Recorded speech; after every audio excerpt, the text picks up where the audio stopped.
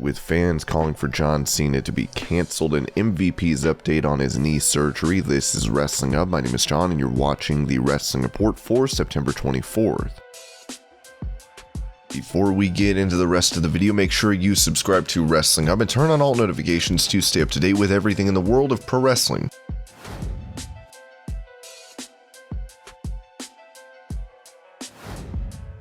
Despite Adam Cole being a mainstay of NXT and a former champion, he was not able to be re-signed by WWE. With him now in AEW, he spoke to Renee Paquette about what he told Triple H and Shawn Michaels before leaving. The nice thing about my relationship with him and my relationship with Shawn Michaels, they are so positive, like to this day positive. I had formed a bond with Hunter and with Shawn that I would like to think, and they had made it very apparent to me as well that it's a relationship that we're always going to keep because I love working with those guys. Triple H knew what my goals were, what I wanted to accomplish. I think a big reason why I loved NXT so much was, again, we had that freedom and that ability to wrestle super cool long matches and get to show ourselves off artistically, and in that sense NXT was built on that mentality. I got in at the perfect time, at least for what I love about pro wrestling. He understood that I wanted to continue doing stuff like that. He knew my Twitch was super important to me, and that's a big no-no in WWE, which is unfortunate, so I was very open and very honest with him, to the point where when I was still thinking about what I was going to do even when my contract was up, Triple H knew that, and when the decision was made, he knew that and Shawn Michaels knew that, so I've always been open and honest with them right out of the gate because they've always been open and honest with me. I love Hunter, I love Shawn. They made me better as a performer. I don't think I'll be where I'm at in AEW right now if it wasn't for those two, and I really mean that. When I think about the performer I was in the indies, as much as I learned and as much as the great people I got to work with, getting that 4 years with them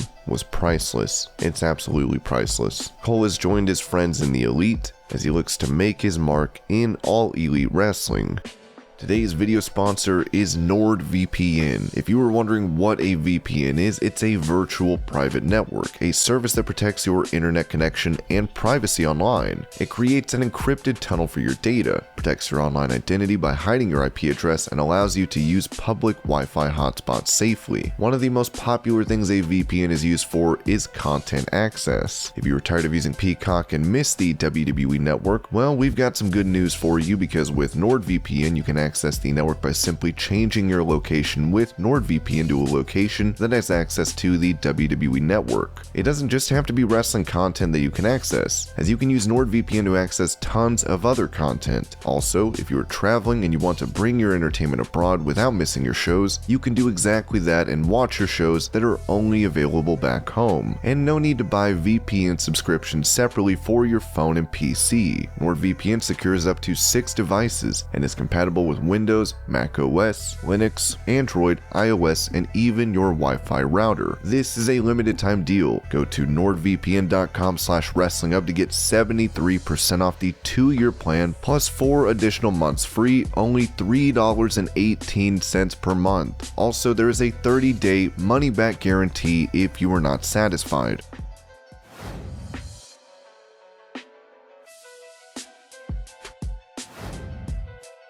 Prior to him leaving WWE, there was a plan for Adam Cole to be called up to the main roster after his time on NXT. Of course, this did not come to fruition, as he mentioned on Talk is Jericho that the company wanted to change his name. Apparently there were a lot of ideas, but they were very vague on what exactly they wanted to do. When I first had the conversation, they had mentioned something about doing a name change or changing my look. That scared me a little bit because I spent nearly 14 years as Adam Cole. Our latest conversation, they were definitely more open to being me and being myself. They could tell I was not too thrilled about a name change.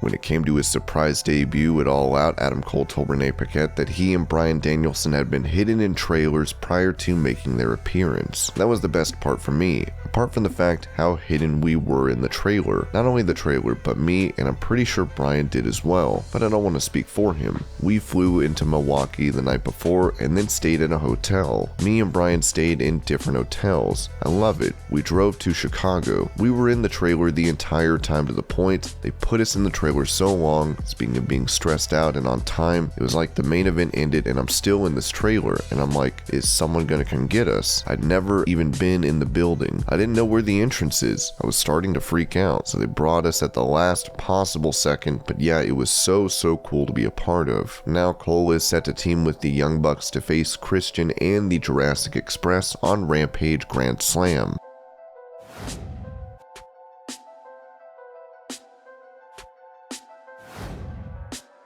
MVP suffered a case of storyline broken ribs thanks to Randy Orton on Raw, which has allowed him time off TV to deal with a knee injury. He took to Twitter yesterday to write, "My meniscus looks like a bomb exploded in my knee. Damn. No wonder it hurts so much. All clean and repaired now. Thanks for all the get well wishes." Now he's provided another update on Instagram, saying there were some reports going around that I had successful knee surgery. Those reports were wrong, erroneous, mistaken, as usual. I'm having knee surgery today. As some of you might know, a couple of weeks ago I took a vicious RKO from Randy Orton on the floor, one I certainly did not deserve. As a result, I suffered a rib injury. I figured while I recover from this, I would get my knee fixed. The one that has had me hobbled since February when I tore a meniscus, and then 2 weeks later got a second meniscus tear. Since then I've been hobbling. People thought the cane was cool and dope, but it was necessary. The injury has been real. I'm excited to finally get it fixed, so I can get back in the ring and actually wrestle and not be hobbled. I appreciate the well wishes and positive energy. We're going to get through this simply arthroscopic surgery, and hopefully I'll be back on Monday Night Raw in 4 to 6 weeks. With his manager out of action, we'll have to see how Bobby Lashley fares on his own in pursuit to regain his WWE title.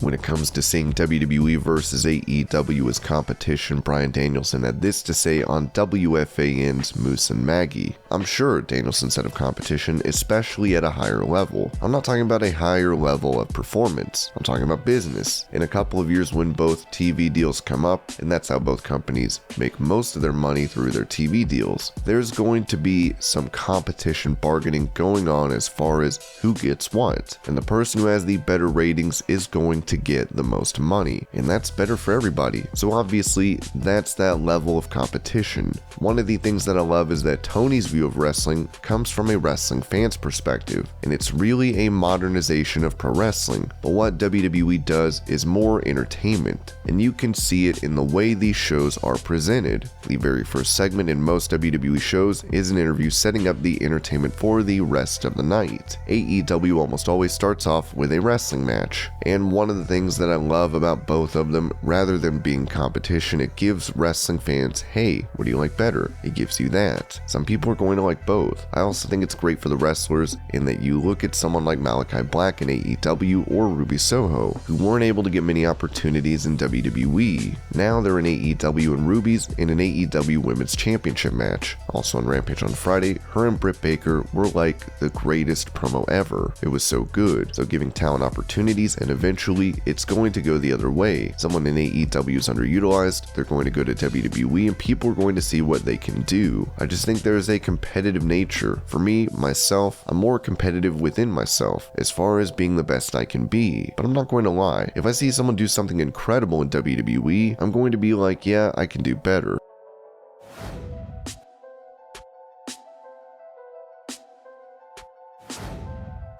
With Dynamite Grand Slam having taken place this week, the Wrestling Observer noted why the non-title bout between Kenny Omega and Bryan Danielson opened the show. The match was put on first on Dynamite at 8 p.m. local time, which was by design, as they can go longer earlier in the show without a commercial break. Plus, the match was the night's priority. Given this went to a time limit draw, the next logical step would be for a rematch to take place, this time with the AEW title on the line.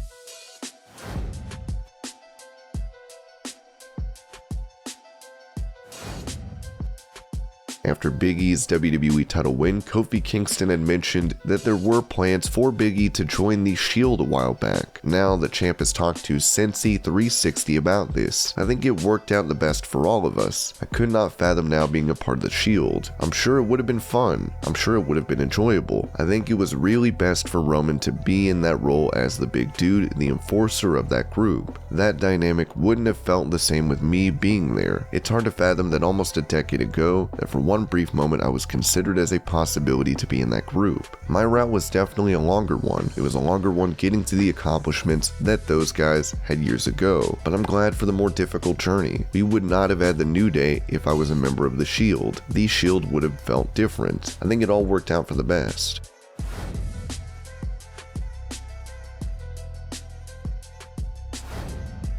With a draft rumored to be taking place this year, it was noted by The Observer that there is no working plan to end the brand split. Regarding talk that the top stars may appear on both brands like Reigns to try and boost ratings after this week, not a long-term strategy, not even a short-term one. Of course, all can change on a moment's notice, but as for this week, this wasn't something they were planning on regularly doing. Roman Reigns had a very dominant showing on Raw, winning 2 matches that night. With SmackDown tonight ahead of Extreme Rules, it will be interesting to see what direction WWE is headed.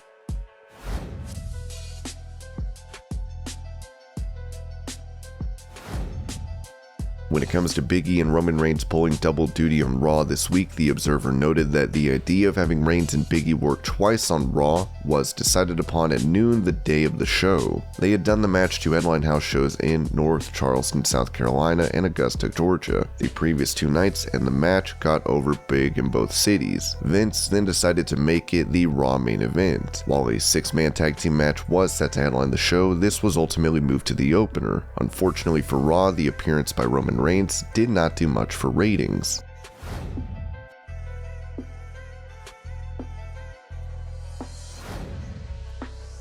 Dark Side of the Ring is covering the story of pro wrestling star Chris Kanyon, where John Cena's comments on the Howard Stern show resurfaced. Cena claimed that Kanyon wasn't any good, and that's why he wasn't able to make it in WWE. Now fans are calling for the leader of the C Nation to be cancelled, with him even trending on Twitter. While some are coming for Cena's throat online, others are quick to defend the 16-time champ. One fan wrote, "So correct me if I'm mistaken, but John Cena is getting cancelled for saying someone isn't good at wrestling?" Another fan wrote, "You can disagree with what John Cena said about Kanyon because it was an opinion at the end of the day, not cancel worthy, but I'm sick of seeing him being grouped with Ric Flair and Undertaker when what they did and said was awful, not the same by any means."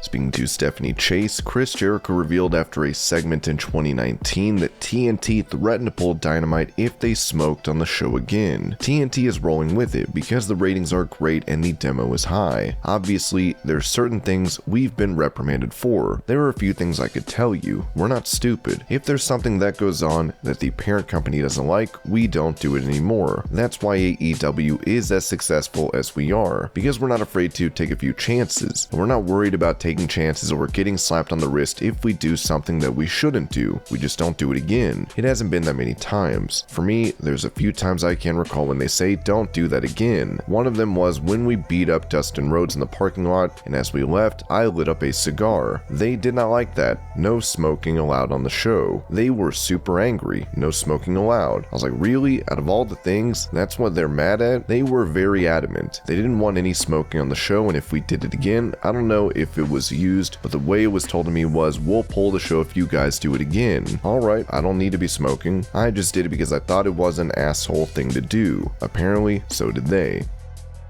And this was your Pro Wrestling News Update. I hope you're all having a great day. Thank you so much for watching, and I'll see you later.